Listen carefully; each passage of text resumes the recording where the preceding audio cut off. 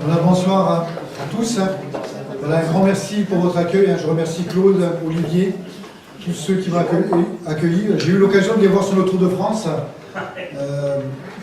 J'ai travaillé sur le Tour de France, non plus comme coureur cycliste, parce que je suis un ancien coureur cycliste, devenu pasteur.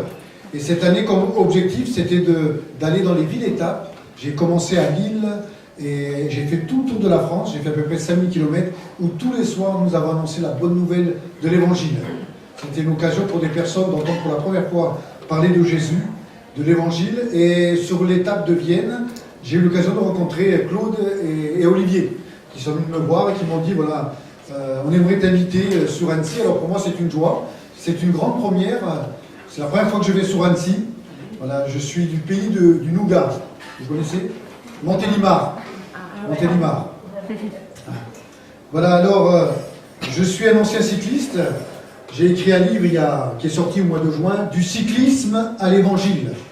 Alors, tout simplement, ce soir, je ne suis pas là pour me mettre en avant, ni pour mettre mon livre en avant, mais j'aimerais vous parler tout simplement de celui qui est l'auteur de ce livre. Et j'aimerais parler de celui qui a changé ma vie. Moi qui étais un champion cycliste, qui était coureur cycliste, et dans le livre il nous est parlé comment un passionné de la petite reine est devenu un passionné du grand roi. Et j'aimerais tout simplement vous parler de mon expérience, de mon histoire authentique, ce qui s'est passé dans ma vie il y a quelques années, comment je suis passé du cyclisme, comment je suis passé de la gloire, du succès, des victoires, et je suis devenu chrétien. Non seulement chrétien, mais Dieu a fait de moi un pasteur. Et tout simplement, j'aimerais vous raconter, voilà, je ne suis pas né dans un contexte chrétien, mes parents n'étaient pas chrétiens, j'ai pas eu d'éducation chrétienne, voilà.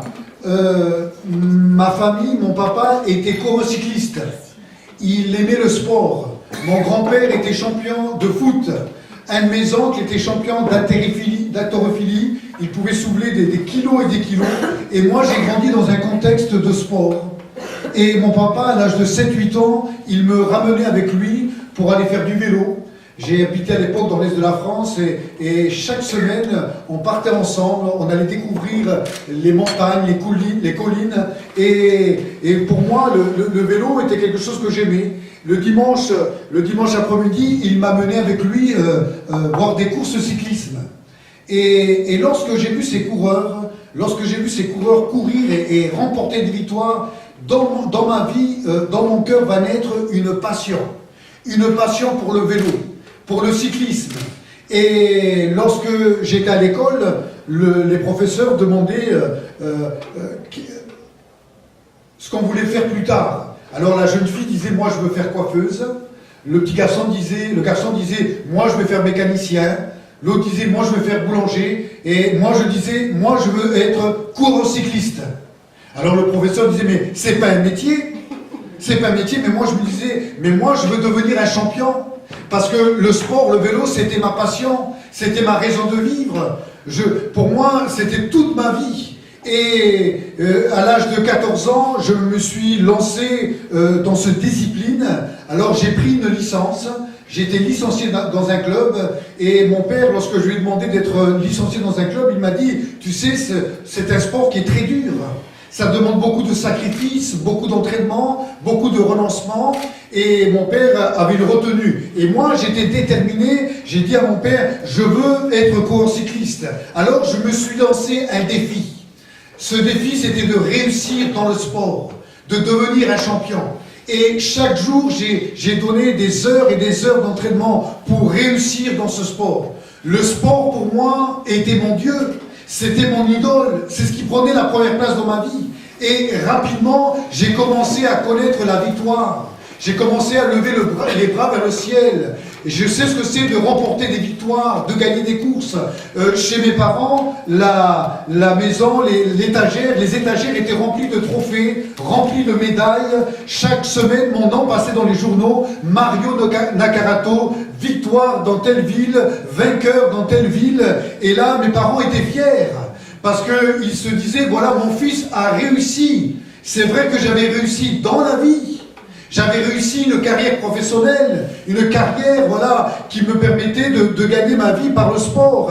Alors, il est vrai que lorsque vous remportez une victoire, il y a une grande émotion. Il y a un moment, une joie, quelque chose, une explosion de joie, parce qu'il y a une satisfaction personnelle, parce que vous avez gagné. Et c'est un moment très très fort. Mais lorsque je rentrais à l'hôtel, lorsque j'étais là dans ma chambre d'hôtel, souvent dans l'hôtel, dans cette chambre d'hôtel, j'étais seul avec moi-même. Et là, l'émotion redescendait aussi vite. Et je peux vous dire que les victoires, le succès, la gloire, c'est quelque chose d'éphémère. Ça ne dure pas. Regardez aujourd'hui des artistes, des chanteurs, des gens qui sont célèbres. On pourrait dire, mais ces gens-là, ils ont tout pour être heureux. Mais la réalité, c'est que nous avons aujourd'hui des gens, malgré l'argent, malgré le succès, il y a un vide dans leur cœur. Combien de gens vont mettre fin à leur jour? Nous sommes entourés de milliers de personnes, et ces gens se sentent seuls. Ils sont envahis de ce sentiment de solitude. Il y a un homme qui va dire, c'est le philosophe Blaise Pascal, il y a dans le cœur de l'homme un vide qui a la forme de Dieu. Et moi, pendant des années, il y avait dans mon cœur, dans ma vie, un vide terrible. Et j'essayais de combler ce vide par les victoires, par l'argent, par tout ce que le monde pouvait me proposer. Mais dans ma vie, il y avait toujours ce vide. Il y avait un vide terrible et il y avait un mal-être au plus profond de moi. Et je me disais, peut-être que si je remporte telle victoire, le vide de mon cœur va être comblé. C'est faux. Mon cœur était toujours aussi vide. Alors j'essayais de combler ce vide et rien ne pouvait combler le vide de mon cœur. Et dans cette période de gloire, de succès, de victoire concernant ma carrière sportive, mon oncle, qui était un jeune de la rue, toxicomane, qui a grandi dans la rue, dans la violence, il faisait partie d'une bande. Et là, dans la rue, il y a d'autres personnes, des chrétiens, qui sont venus lui parler, dire « Écoutez, ce soir, nous avons, dans la salle des fêtes de la ville, nous allons diffuser un film. Voilà, c'est gratuit, vous pouvez venir. » Et ce jour-là, ce film était le film de Jésus. Et pour la première fois, mon oncle découvre l'histoire de Jésus. Il découvre ce Jésus qui était venu sur cette terre il y a 2000 ans. Il était venu partager la souffrance des hommes. Et ce Jésus, on l'avait crucifié, pourtant il avait fait du bien, il avait aimé les gens, il les avait guéris. Et ce Jésus avait été crucifié sur une croix, couronné d'épines. Et là, il va entendre l'histoire de Jésus et il va être bouleversé. Ce Jésus était mort sur la croix par amour pour sauver l'humanité. Et mon oncle était mal aimé, qui avait été rejeté de ma famille, qui vivait dans la rue, qui était drogué, va être touché par l'amour de Jésus. Et ce soir-là, il n'était pas en contact d'une nouvelle religion, mais au contact de Jésus-Christ, de ce Jésus qui est véritablement ressuscité. Et là, ce soir-là, dans les années 80, il va donner sa vie à Jésus. Il va donner son cœur à Jésus, et sa vie va être complètement transformée. Complètement transformée. Et dans son cœur va naître une passion pour l'évangélisation, c'est-à-dire d'aller annoncer la bonne nouvelle qui se trouve dans l'évangile et dans la Bible. Et là, mon oncle a commencé à parler de Jésus à ma famille, que Jésus était vivant, que Jésus pouvait changer les vies. Il a commencé à parler à ses amis que Jésus pouvait transformer les vies. Et là, mon oncle vient me parler de Jésus. Il me dit, tu sais, malgré tes victoires, malgré tes succès, ton âme est perdue. Il est vrai que ta chair retournera à la poussière, mais nous avons une âme. Et cette âme a besoin d'être sauvée. Elle a besoin de rencontrer Jésus. Et moi, à cette période, je disais à mon oncle, mais moi, je n'ai pas besoin de Dieu. Moi, je ne suis pas perdu. Pour moi, je disais, ceux qui sont perdus, ben, c'est les bas tombés. C'est ceux qui ont échoué dans la vie. Moi, j'ai réussi dans la vie. J'ai réussi à force de volonté, de sacrifice, par mes propres forces. Et je lui disais, moi, je n'ai pas besoin de Dieu. Et vous savez ce qui s'est passé. Et là, j'aimerais vous encourager, vous qui êtes chrétiens, persévérez dans votre témoignage. Même si on vous rejette, même si vous avez le sentiment que vous avez invité vos enfants, vos amis, vos familles depuis des années et il n'y a pas de résultat, persévérez. Parce qu'un jour, ça va payer. Est-ce que vous le croyez? Mon oncle, pendant 6 ans, il est venu me parler de Jésus. Il me disait Jésus m'aime, que Jésus voulait changer ma vie. Vous imaginez pendant 6 ans? Et je me souviens un matin, je buvais mon café, et là j'étais tranquillement, je préparais ma journée d'entraînement, et là, à de très bonne heure du matin, à 8 heures du matin, mon oncle entre à la maison, et il me dit, tu vois, Jésus va revenir, et toi tu vas rester sur la terre. Je ne pouvais plus entendre le nom de Dieu sortir de sa bouche. À un moment donné, j'avais envie de le frapper. Je disais, mais j'ai pas besoin de Dieu. Et là, dans cette période de gloire, mon meilleur ami qui était sportif de haut niveau, il était champion d'athlétisme, voilà qu'il va rencontrer mon oncle. Et mon oncle, bien sûr, va lui parler de Jésus. Que Jésus l'aimait, que Jésus voulait le sauver, que Jésus voulait transformer sa vie. Et voilà que mon oncle, mon ami Patrice, va donner sa vie à Jésus. Il va se convertir au christianisme. Sa vie va être complètement transformée. Et là, ils vont être 2 maintenant à me parler de Jésus. J'avais le sentiment que ce Jésus, il me poursuivait partout. Partout où j'allais, ce Jésus était là. Mais j'avais ce sentiment que ce Dieu, il me cherchait. Parce que j'étais véritablement un être perdu. J'étais perdu malgré ma réussite professionnelle et que j'avais besoin d'un sauveur. Et ce sauveur, c'était ce Dieu. Mais moi, dans ma conception humaine, j'avais du mal à réaliser que Dieu était vivant, qu'il pouvait sauver mon âme, etc. Et voilà que mon ami Patrice, à l'époque, nous avions 19 ans. J'étais jeune, j'étais fort, j'étais beau, mais c'était avant. C'était il y a 25 ans. Et là, mon ami Patrice me dit, tu sais, ce soir, nous avons une réunion. Nous avons une réunion de jeunesse. Alors il a essayé de m'attirer en disant, il y a des jeunes. Il y a des jeunes, tu verras, il y a une belle ambiance, il y a de la musique, voilà, tu es le bienvenu. Alors je lui ai dit, voilà, parce que c'était mon ami, je lui ai dit, je viendrai ce soir. Et là, 2 heures plus tard, une voiture arrive avec 3 de mes amis, mais eux, ils n'étaient pas chrétiens.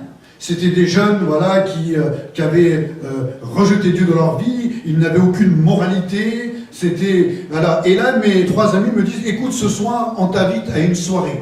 Voilà, la soirée, le programme, nous allons aller dans une discothèque, nous avons de l'herbe, de la drogue, de l'alcool, certainement on va rencontrer des jeunes filles, voilà.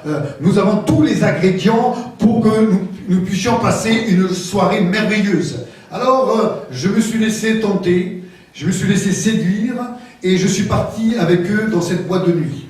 Et là, je suis allé dans cette boîte de nuit dans le but de m'amuser, dans le but d'essayer de combler le vide de mon cœur. C'était en période de janvier, février, début janvier, et à cette période, je n'avais pas de compétition, et un sportif, dans cette période d'hiver, essaie de se relâcher la pression. Alors je me suis accordé cette soirée pour essayer de m'amuser, et là, sur la piste de danse, je pensais m'amuser, mais à ce moment-là, j'étais malheureux.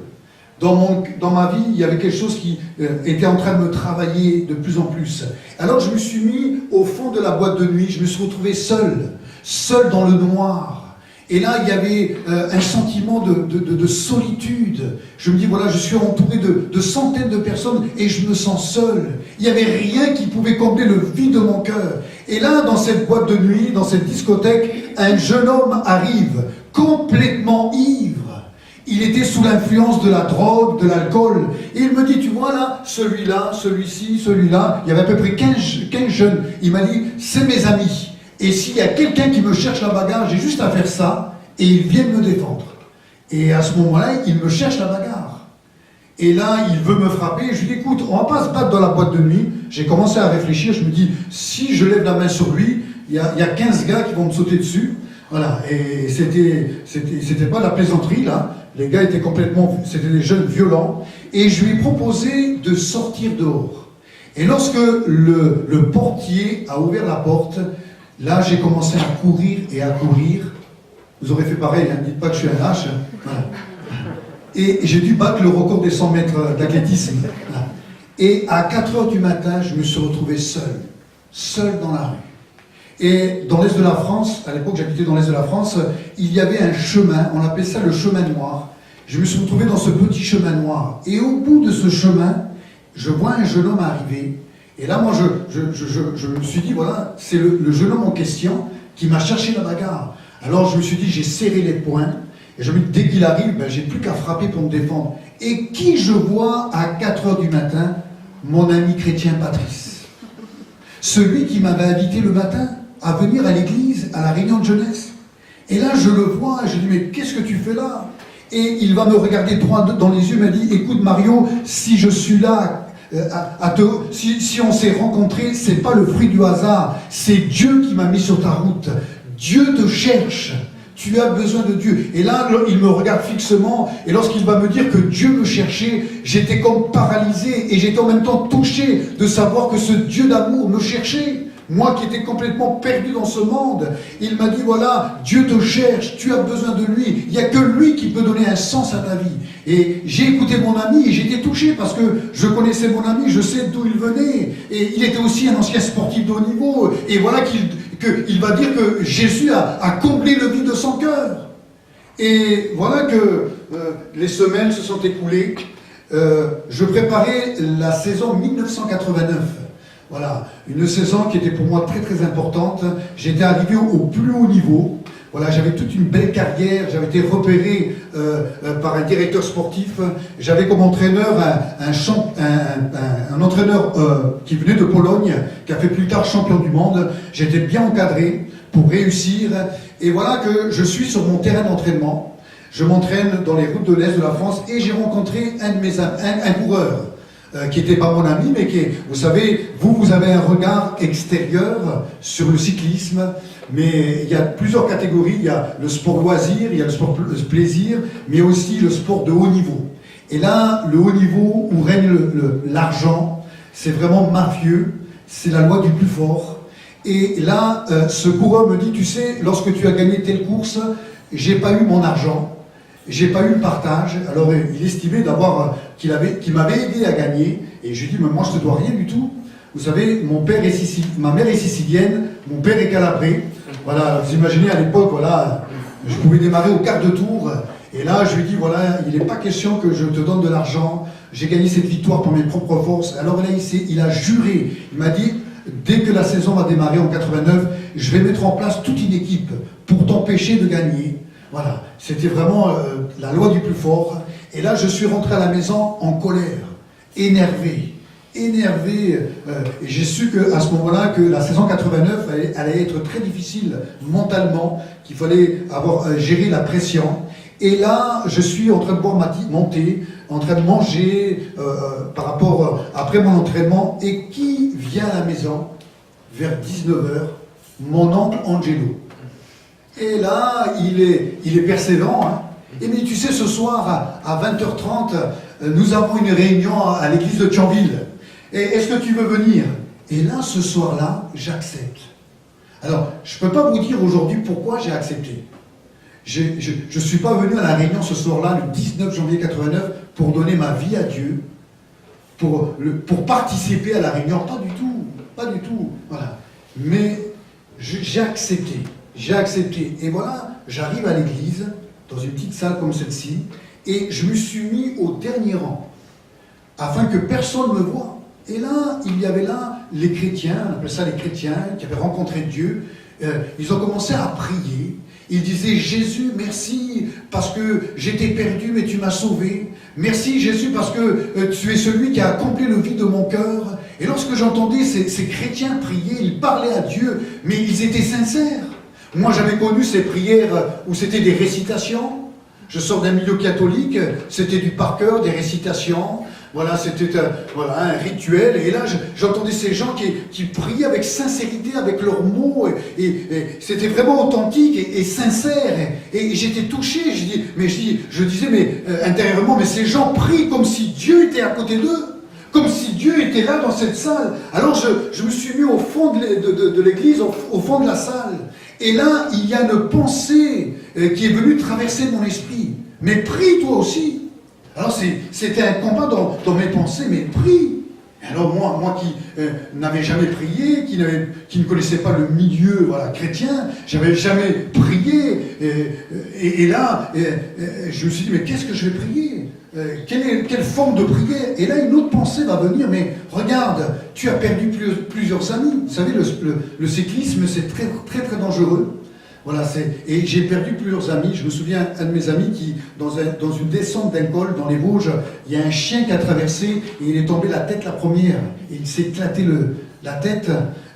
D'autres coureurs sont tombés et ont percuté des voitures à l'entraînement. Et là, la pensée qui m'est venue, j'ai dit, oh Dieu, je ne te connais pas, mais je te prie pour que tu me protèges, pour que tu me gardes de tout accident. Et même j'ai dit, oh Dieu, aide-moi à gagner des courses. Voilà. Et c'était ma prière à moi, avec mon cœur. Et là, une autre pensée va venir. Mais ferme les yeux. Regarde, tous ces chrétiens, ils prient, ils sont sincères, ils ont les yeux fermés. Alors, j'ai obéi à cette voix qui traversait mes pensées, et j'ai fermé les yeux. Moi qui ne croyais pas en Dieu, moi qui avais levé le poing contre Dieu, moi qui ai dit pendant des années, il n'y a pas de Dieu, j'ai pas besoin de Dieu, je me sortirai par mes propres forces. À ce moment-là, impossible d'ouvrir mes paupières. Il y avait là une présence qui était si forte, si puissante. Je voyais une lumière, pourtant mes yeux étaient fermés, une lumière d'une blancheur. Et cette blancheur, cette lumière était d'une telle pureté, d'une telle sainteté, et c'était comme un miroir, Et je pouvais voir, à travers cette lumière, ce miroir, l'état de mon âme, l'état de mon cœur, qui était si sale, d'une noirceur. Et là, à ce moment-là, pour la première fois, je me suis senti coupable devant Dieu. J'ai vu, en quelques secondes, j'ai vu le film de ma vie. C'était comme un film qui se déroulait là, dans ma conscience. Tout ce que j'avais commis lorsque j'étais enfant, lorsque j'étais adolescent. Et là, j'ai commencé à pleurer devant la présence de Dieu. J'ai été convaincu ce soir-là que Dieu était vivant. Et que j'avais besoin d'un sauveur. Et que ce n'était pas mes coupes, mes trophées qui pouvaient sauver mon âme. Et là, la présence de Dieu était si forte, si puissante. Et là, le prédicateur, le pasteur qui ne connaissait pas ma vie, c'est la première fois que je mets les pieds dans une église, il va ouvrir la Bible. Il va ouvrir la Bible dans Matthieu chapitre 16, verset 26. Et il va dire, que servirait-il à un homme de gagner le monde entier s'il perdait son âme?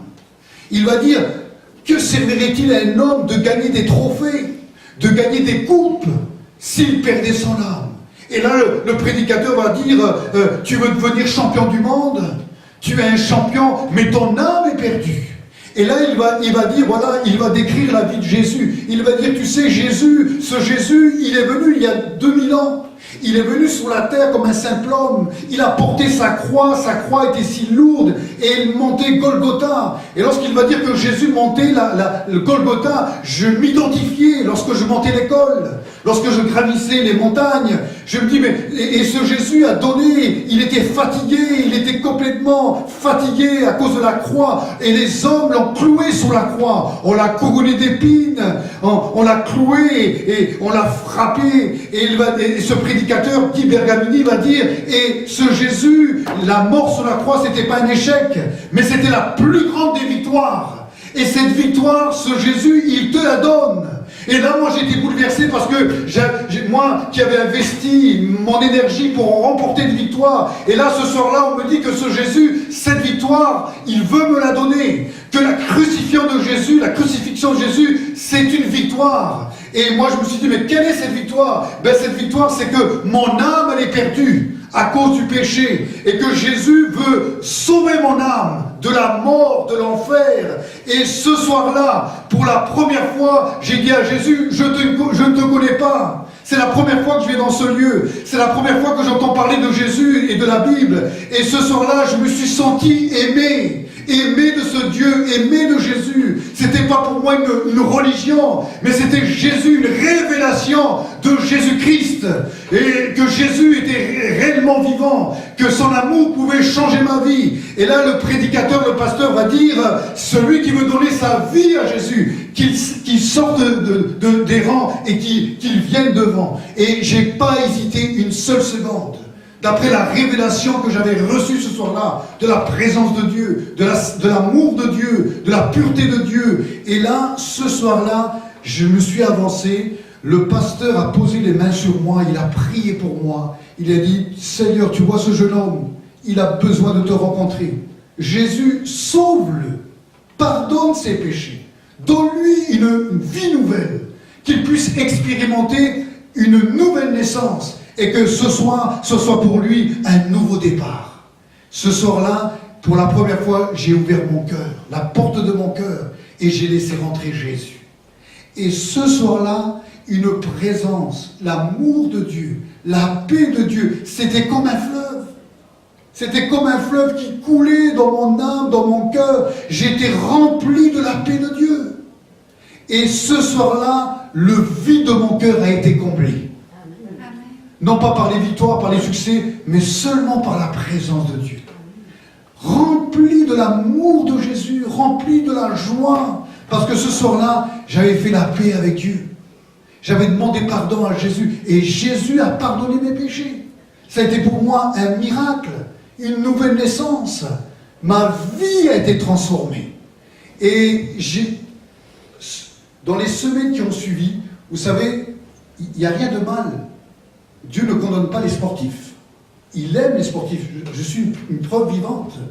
Mais à mon niveau, à moi, j'étais au haut niveau, professionnel, le sport prenait la première place. C'était mon Dieu. Et je devais lui donner la première place. Et ça, c'était difficile. Mais là, j'ai compris que Jésus était mon sauveur. Et j'ai pris une décision. Nul ne peut servir de maître. Et dans les semaines qui ont suivi, j'ai dit à Jésus, toi qui m'as sauvé, toi qui as changé ma vie, je te donne toute ma vie. Et à partir de ce jour-là, une nouvelle passion est née dans mon cœur. Non plus pour le cyclisme, non plus pour le sport de haut niveau, mais une passion est née pour la personne de Jésus. Parce que je sais que Dieu m'avait donné la vie éternelle. J'aurais pu être un champion, j'aurais pu avoir une belle carrière, gagner beaucoup d'argent. Mais à quoi ça aurait servi? Mon âme partait tout droit en enfer. Moi aujourd'hui, je sais où je vais. Je pars aujourd'hui, je sais que mon âme, elle est sauvée. Et ça, c'est la plus belle des victoires. La plus belle des couronnes, c'est d'avoir la conviction, la certitude que nous sommes sauvés. Moi, je sais que je suis sauvé. J'ai mis ma vie en règle. Alors, qu'est-ce que l'évangile m'a apporté dans ma vie? Qu'est-ce que ça a changé? Ça a tout changé.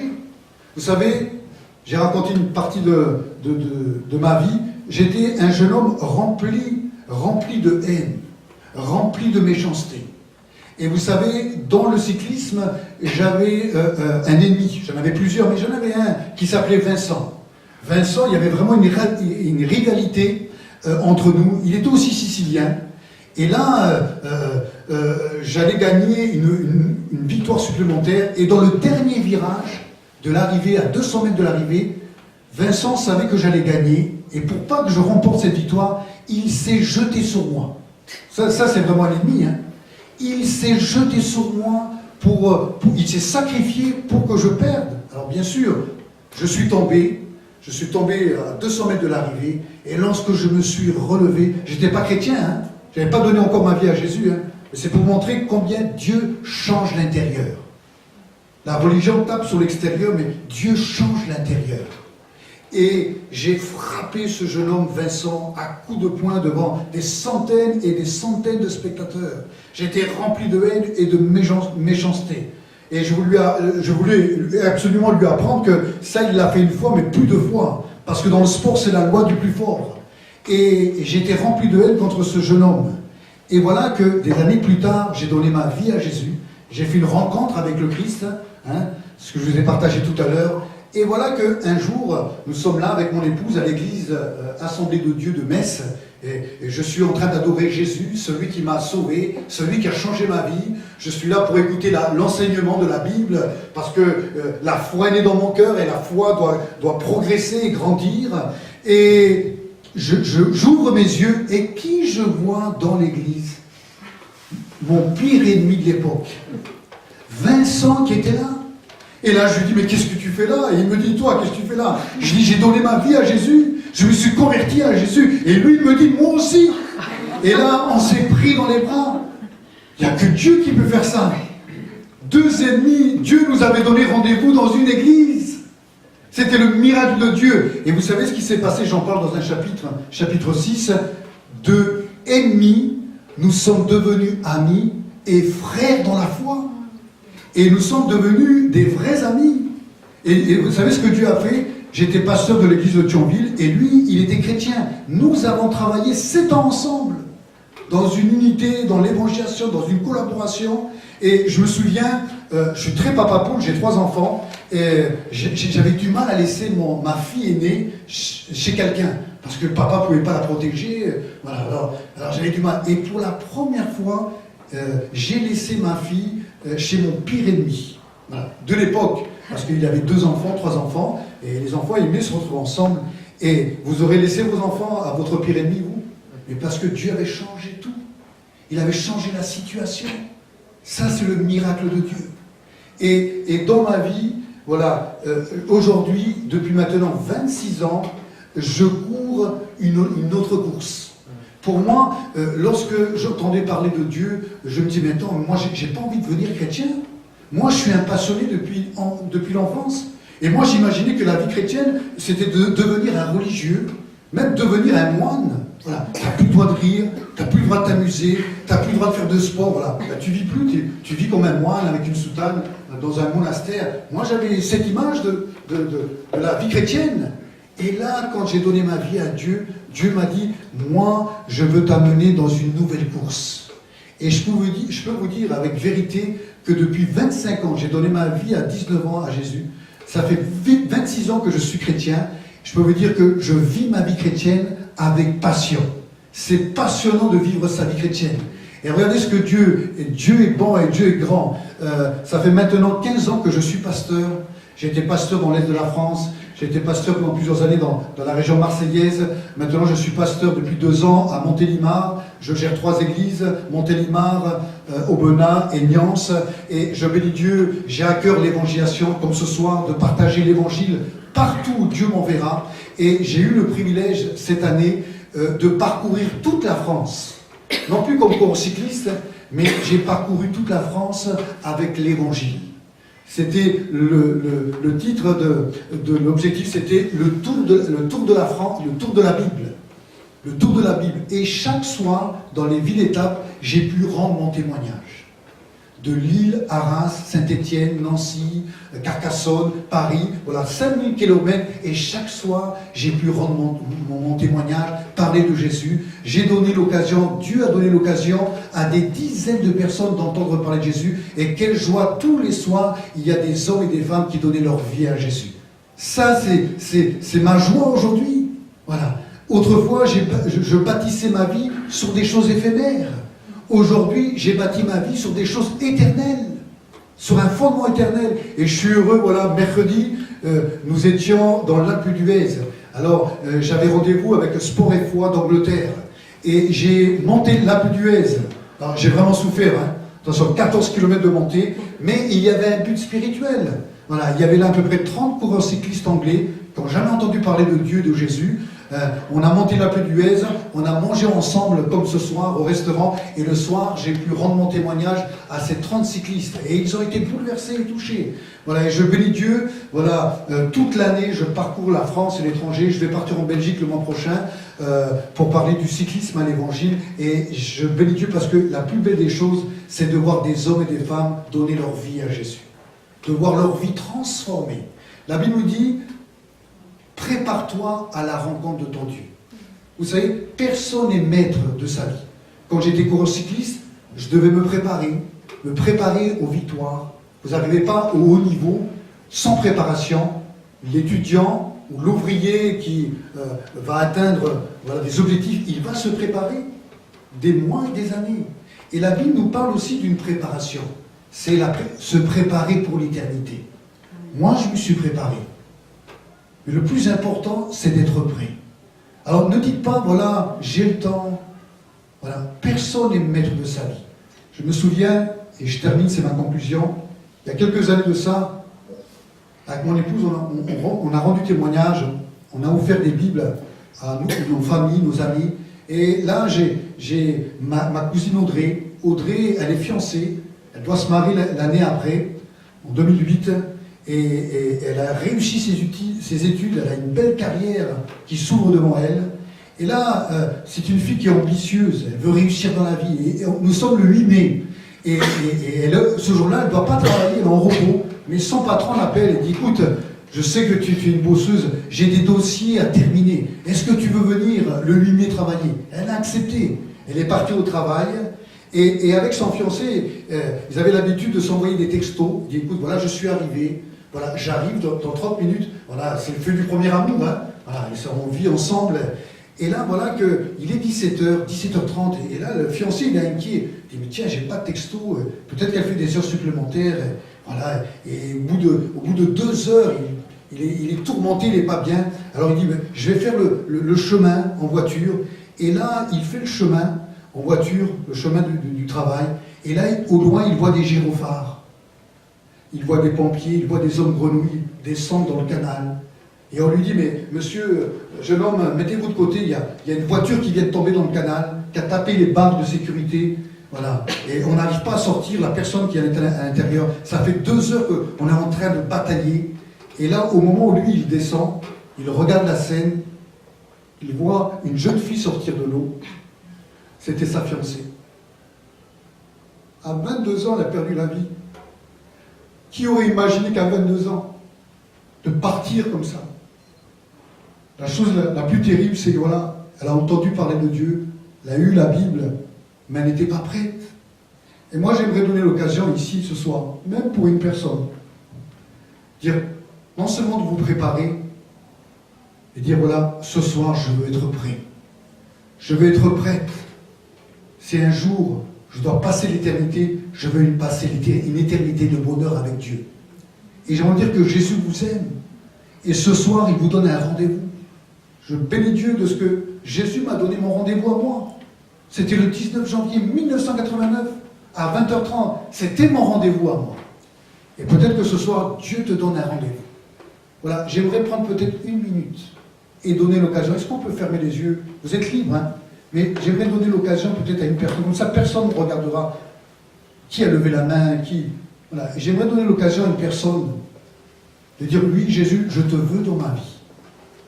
Je te donne mon cœur ce soir, Jésus. Est-ce que quelqu'un veut donner